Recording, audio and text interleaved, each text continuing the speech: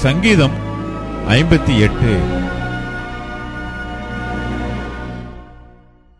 தான் கெட்டுப் போகாதபடிக்கு அல் தஷ்கேத் என்னும் வாத்தியத்தில் வாசிக்க தாவீது பாடி ராகத் தலைவனுக்கு ஒப்புவித்த மிக்தாம் என்னும் சங்கீதம். மௌனமாயிருக்கிறவர்களே, நீங்கள் மெய்யாய் நீதியை பேசுவீர்களோ? மனுபுத்திரரே, நியாயமாய் தீர்ப்பு செய்வீர்களோ? மனதார நியாயக்கேடு செய்கிறீர்கள்.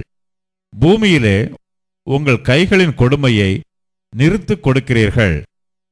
துன்மார்க்கர் கற்பத்தில் உற்பவித்தது முதல் பேதலிக்கிறார்கள். தாயின் வயிற்றிலிருந்து பிறந்தது முதல் பொய் சொல்லி வழிதப்பி போகிறார்கள். சர்ப்பத்தின் விஷத்திற்கு ஒப்பான விஷம் அவர்களில் இருக்கிறது. பாம்பாட்டிகள் வினோதமாய் ஊதினாலும் அவர்கள் ஊதும் சத்தத்திற்கு செவிகொடாதபடிக்கு தன் காதை அடைக்கிற செவிட்டு விரியனைப் போல் இருக்கிறார்கள். தேவனே, அவர்கள் வாயிலுள்ள பற்களை தகர்த்து போடும். கர்த்தாவே, பால சிங்கங்களின் கடவாய்ப் பற்களை நொறுக்கி போடும். கடந்தோடுகிற தண்ணீரைப் போல் அவர்கள் கழிந்து போகட்டும். அவன் தன் அம்புகளை தொடுக்கும்போது அவைகள் சின்ன பின்னமாய்ப் போகக் கடவது.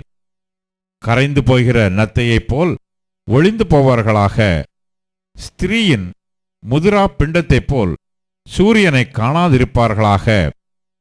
முள் நெருப்பினால் உங்கள் பானைகளிலே சூடேறும் முன்னே பச்சையானதையும் எரிந்து போனதையும் அவர் சுழக்காற்றினால் அடித்து கொண்டு போவார். பழிவாங்குதலை நீதிமான் காணும்போது மகிழுவான்.